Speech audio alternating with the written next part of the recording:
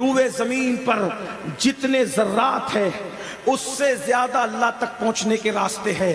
اللہ تک پہنچنے کا سب سے شارٹ کٹ، سب سے آسان اگر کوئی راستہ ہے تو وہ اللہ کے بندوں کی خدمت کرنا ہے، مخلوق کی خدمت کرنا ہے۔ مخلوق کی خدمت کرو، ایک خدمت تمہیں کہاں سے کہاں پہنچا دیتی۔ ثبوت پیش کروں؟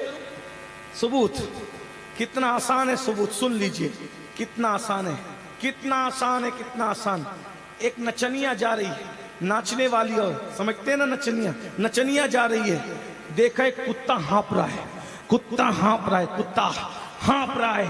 اس نے دیکھا ایک کتا ہانپ رہا ہے، کیچڑ چاٹ رہا ہے، پیاس لگی ہے۔ اس نے کیا کیا؟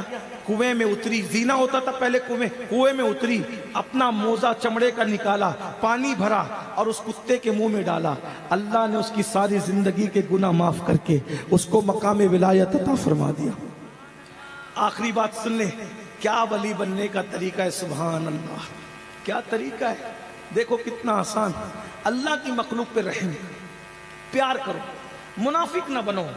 آج دوستوں سے بھی پیار نہیں کرتے ہم لوگ، بہت معافی کے ساتھ ایک جملہ کہوں، اپنی ماں سے بھی پیار نہیں کرتے لوگ، باپ سے بھی نہیں کرتے۔ ہمارے بہت بڑے بزرگ خواجہ بندہ نواز گے سدراز اپنے ملفوظ میں فرماتے ہیں کہ اللہ نے ایک دور میں اس زمانے کے نبی کو وحی نازل فرمائی، اس دور کے نبی کو وحی نازل فرمائی، اے نبی ہم آپ کی اس پوری بستی کو آگ سے جلا دیں گے، آگ برسے گی، آگ۔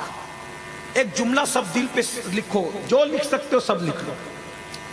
کچھ لوگ بولتے ہیں نا یار میری طبیعت پہلے بہت اچھی رہتی تھی، ابھی مزہ نہیں آتا طبیعت میں، ابھی بے چینی ہے، بے قراری ہے، دھندا بہت اچھا چلتا تھا حضرت، ابھی اچھا نہیں چل رہا ہے، الٹی گنتی شروع ہو گئی، میرے سب معاملات بگڑ گئے۔ کسی نے کچھ کر دیا، یاد رکھنا کسی نے کچھ کیا نہیں، کسی کا تم نے دل دکھایا، اتنا سمجھ۔ کسی جادو سے اتنا نقصان نہیں ہوتا، کسی کا دل دکھانے سے اتنا نقصان۔ ہو سکے تو کسی کافر کا بھی دل مت دکھانا، ہو سکے تو کتے پہ بھی ظلم مت کرنا، ہو سکے تو مرغی پہ بھی ظلم مت کرنا۔ یہ ایک فقیر کی بات نہیں ہے، یہ بزرگوں کی باتیں ہیں۔ الٹی گنتی اسی کی شروع ہوتی ہے جو کسی کا دل دکھاتا ہے۔ کسی کی پیشانی پہ نہیں لکھا کہ کون کیا ہوتا ہے، دل دکھایا بے چینی شروع، دل دکھایا بے قراری۔ روزانہ کتنے دل دکھا دو، پھر ہم لوگ سے کہتے ہو حضرت تعویذ دو۔ بھائی دل دکھانے کا علاج تعویذ نہیں ہے، تعویذ جادو کا علاج ہے۔ دل دکھانے جا معافی مانگ، جس کا دل دکھائے اس سے معافی مانگ، اس کو راضی کر۔ روزانہ بیوی کو ماں بہن کی گالی دیتے ہو، اس کے باپ کی برائی اس کے سامنے کرتے ہو، اپنی شریک حیات کا دل روزانہ کتنی بار توڑتے ہو، ماں باپ کا دل کتنی بار توڑتے ہو، پڑوسیوں کا دل کتنی بار توڑتے ہو، محلے میں رہنے والوں کا دل کتنی بار توڑتے ہو، یاد تو کرو۔ سب کا دل توڑ کے جنت کی راہ کے مسافر بنو گے؟ نہ، کبھی نہ۔ کعبہ توڑنے والا بھی مجرم ہے، اس سے بڑا دل توڑنے والا مجرم ہے، کیونکہ کعبے کو خلیل نے بنایا اور دل کو رب جلیل نے بنایا۔ کعبے کے ارد گرد انسان طواف کرتے ہیں اور مومن کے دل کے ارد گرد انوار طواف کرتے ہیں۔ ہاں اچھی طرح یاد رکھنا، اچھی طرح یاد رکھنا، کعبے کی طرف پیر بھی نہیں پھیلاتے، سلام ہے تمہیں اچھی بات ہے، لیکن اتنا دل کا بھی تو خیال کرو۔ دل کا خیال نہیں کرتے۔ سن لو سن لو، آپ نے عنوان دیا ہے تو میں بات کر رہا ہوں۔ حضور رحمت للعالمین ہے، انہوں نے دل کا خیال کرنے کا حکم دیا۔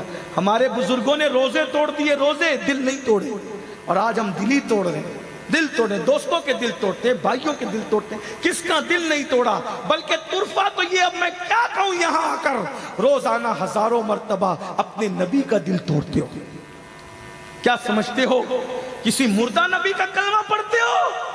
تم اس نبی کا کلمہ پڑھتے ہو جو زندہ ہے، اور صرف زندہ نہیں، النبی اولا بالمؤمنین من انفسہم، نبی مومنوں کی جان سے زیادہ قریب ہے۔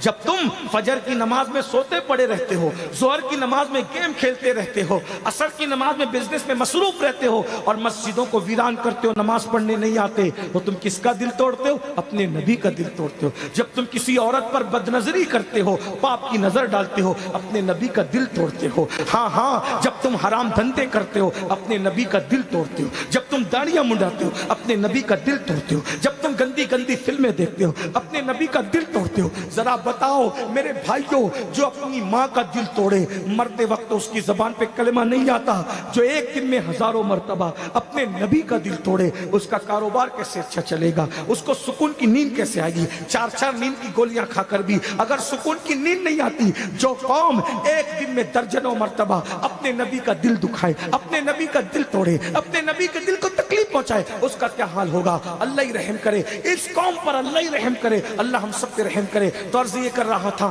اللہ نے اس دور کے پیغمبر کو وحی کی، اس تیری بستی کو ہم جلا دیں گے، آپ یہ بستی چھوڑ کر کے چلے جائیے۔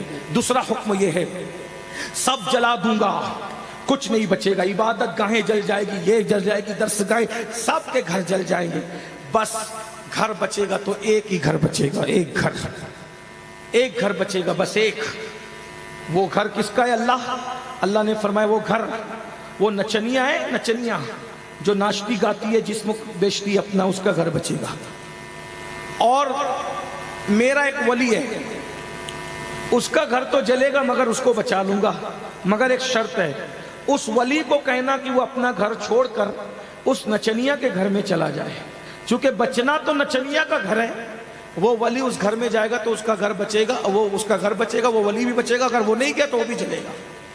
اب وہ ولی کو اس نبی نے کہا یہ بستی جل جائے گی، نچنیا کا گھر بچے گا، اللہ کا حکم ہے کہ تو اس میں چلا جا تو تو بھی بچ جائے گا، بس اور کچھ نہیں۔ اس نے کہا مجھے کیا نچنیا اور شریف سے مجھے کیا لینا، میں تو اللہ کے حکم پر عمل کرتا ہوں۔ اللہ نے کہہ دیا نہیں جانا تو نہیں جا رہا تھا، اس نے کہہ دیا جانا تو اس نے مسلح کندھے پہ ڈالا اور نچنیا کے پاس، بہن 3 دن تمہارے گھر میں رہنا ہے۔ او بھیا تو اللہ والا آدمی، یہاں تو ایک آتا دوسرا جاتا، تو یہاں کدھر؟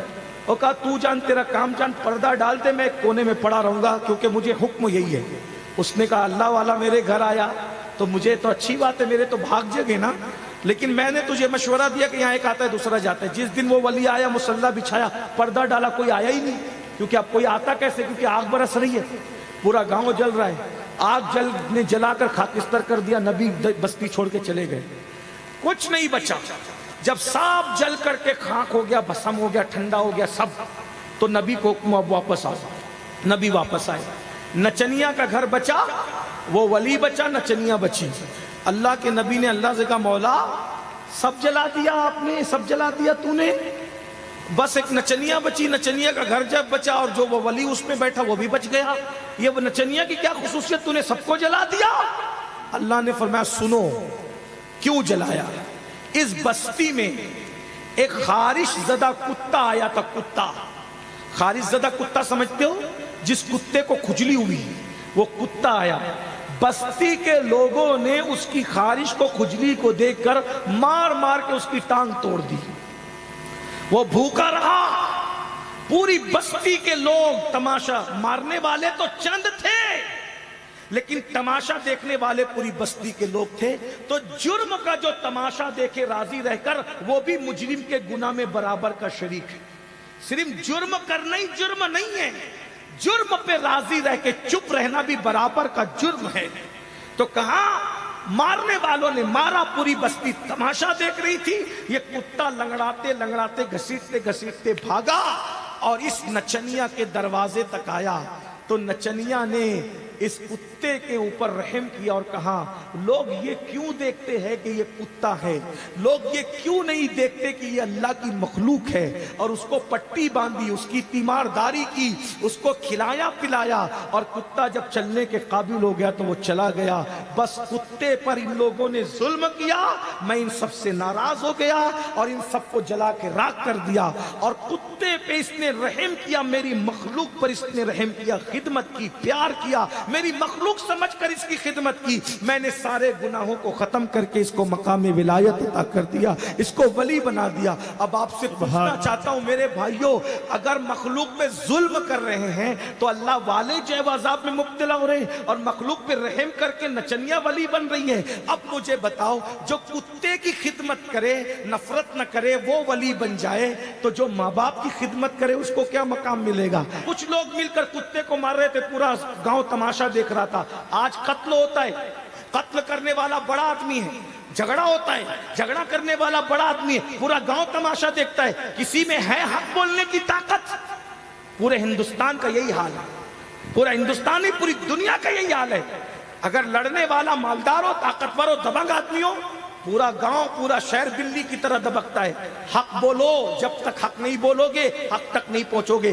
حسینیت کڑے پہننے کا نام نہیں ہے، حسینیت کالے پیلے کپڑے پہننے کا نام نہیں ہے، ظلم کے خلاف کھڑے ہونے کا نام حسینیت ہے۔ سچا حسینی وہی ہے جو ظلم کے خلاف کھڑا ہوتا ہے۔ امام نے بتایا اگر وقت کا بادشاہ بھی ظلم کرے گا اس کے خلاف کھڑے ہو جاؤ، یہ سر رہے یا تن سے جدا ہو جائے، ظلم کے خلاف کھڑے ہو جاؤ، اور پھر ظلم کے خلاف لڑتے لڑتے مر بھی جاؤ گے تو ظلم کرنے والے کا سر نیچے رہے گا، ظلم کے خلاف کھڑے ہونے والے کا سر اگرچہ نیزے پہ اٹھایا، لوگ دیکھ رہے نیزے پر ہے، نیزے پہ نہیں، یہ قدرت بتا رہی ہے جو میرے لیے مرتے ہیں دشمن کے ہاتھوں سے ان کو ان سے اونچا کرو دیتا ہوں۔ اور کہا گیا قتل حسین اصل میں مرگ یزید ہے، اسلام زندہ ہوتا ہے ہر کربلا کے بعد۔ آؤ دین سیکھو، دین پہ عمل کرو، حق بولو، حق زبردستی کچھ بھی مت کرو، واقعی جہاں انصاف ہے وہاں کرو۔ اللہ اور لوگوں کے دل کا ایک جملہ یہ دل پہ یہ بھی لکھ لو، بلکہ کچھ یاد رہے نہ یاد رہے، یہ یاد رکھنا زندگی میں بڑے سے بڑا نقصان اٹھا لینا مگر کبھی کسی کا دل ٹوٹنے مت دینا، کیونکہ شرک کے بعد جو سب سے بڑا گناہ ہے جو اللہ معاف نہیں کرے گا، اللہ نے نہیں معاف کرا، جب تک جس کا دل توڑا ہے وہ معاف نہ کرے تب تک اللہ بھی معاف نہیں کرے گا۔ اس لیے میرے بھائیوں کسی کا دل، آج کل کے لڑکے لڑکیوں کو پٹاتے ہیں، شادی کا لالچ دیتے ہیں، ان کے ساتھ زنا کر کے ان کا حسن چوس کر کے کہتے ہیں اب گھر والے منع کرتے ہیں۔ ہنسنے کی بات نہیں، کسی کی بیٹی کسی کی بہن، آپ مجھے بتاؤ چڑیا پہ ظلم ہو، کتے پہ ظلم ہو تو اللہ برباد کر دیتا ہے، یہ زنا کرنے والے برباد نہیں ہوں گے؟ ایک مرتبہ امام حسن بصری سرکار ایک جنگل سے جا رہے ہیں، ایک بیچتی پانی بیچ رہا ہے، اس کا صبح سے بکری نہیں ہوا تھا، اس نے کہا لوگوں میرا پانی خرید لو، صبح سے کسی نے میرا پانی نہیں خریدا، میں گھر جاؤں گا تو بچوں کے لیے کیا لے کر کے جاؤں گا، میں گھر جاؤں گا تو بچوں کے لیے کیا لے کر کے جاؤں گا، میں گھر جاؤں گا تو بچوں کے لیے کیا لے کر کے جاؤں گا۔ امام حسن بصری سرکار نے پیسے دیے، پانی خریدا اور بیٹھ کے پانی پینے لگے۔ کہتے ہیں نا کہ پیالیاں چائے سے زیادہ گرم ہوتی ہے، تو جیسے حسن بصری سرکار پانی پی رہے تھے، کسی نے کہا سرکار آج آپ کا روزہ ہے نا آپ کا؟ بیٹا ہاں روزہ ہے، نفل روزہ ہے، آج توڑ دیا کل قضا کر لوں گا، اگر اس کا دل ٹوٹ جاتا تو میں اس کی قضا کب کرتا، تو میں نے روزہ توڑ دیا دل نہیں توڑا۔ ہمارے مرشد سرکار امین ملت جانتے ہیں نا، ماریرا کا تاجدار، اعلیٰ حضرت کے پیر و مرشد کی گدی کا سجادہ نشین حضور امین ملت و دین سرکار سیدی امین ملت قادری ورکاتی ماریروی، ان کی امی کا واقعہ ہے۔ ان کی امی کے بارے میں جب میں ان کی امی کے میکے گیا سیتا پور، تو وہاں کے لوگوں نے مجھے بتایا کہ جب ان کی امی مخدومہ صاحبہ آتی تھی تو بازار میں جاتی تھی اور بازار میں جا کر پوری لاری عام والے سے خرید لیتی تھی اور کہتی تھی جا کے غریبوں میں تقسیم کر دے، پورے ٹماٹر خرید دیا، پوری سبزی خرید دی، اگر جا کر کے غریبوں میں تقسیم کر دے، پورے پھل خرید لیے جا کے غریبوں میں تقسیم کر دے۔ لوگ پوچھتے تھے آپ ایسا کیوں کرتی ہے؟ کہا ایسا اس لیے کرتی ہوں، ایک تو غریبوں کا فائدہ ہو جائے گا اور دوسرا اس کی محنت سے یہ بچ جائے گا، ایک ہی کام میں اس کا کام ہو جائے گا۔ سبحان حضرت کی امی کی بات یاد آئی تو مجھے ایک بات یاد آئی، ایسے شہزادے ایسی ماں سے پیدا ہوتے ہیں، رفیق ملت جیسا، امین ملت جیسا ہے، نوازنے والے پیر کیسے پیدا؟ ان کی ایک مرتبہ سرکار امین ملت کی والدہ میکے جا رہی تھی اور آپ کے کسی شہزادوں میں سے ایک شہزادے کا جوتا ٹرین سے گر گیا۔ اب ٹرین سے اگر جوتا ایک گرے تو ماں کیا کرتی ہے بچے کو؟ اور تو نے جوتا گرا دیا، کر دیا وہ کر دیا۔ جیسے ٹرین سے جوتا گرا، آپ نے شہزادے کو کہا بیٹا جلدی سے دوسرا بھی گرا دو، ایک گرا دوسرا بھی گرا دو۔ تو کسی پوچھنے والے نے پوچھا ایک گرا تو دوسرا کیوں؟ کہا ایک جوتا نہ ہمارے کام آئے گا نہ اس کے کام آئے گا، ہم تو جوتا اٹھا سکتے نہیں، تو دوسرا بھی گرا دو تاکہ دونوں جس کو ملے اس کو کام آ جائے۔ سبحان اللہ، سبحان اللہ والے یہ ہوتے ہیں بھائی، اس طرح لوگوں کا بھلا چاہو، اللہ تمہاری نسلوں میں ایسے بزرگ کو پیدا فرمائے گا۔ السلام علیکم ورحمۃ اللہ۔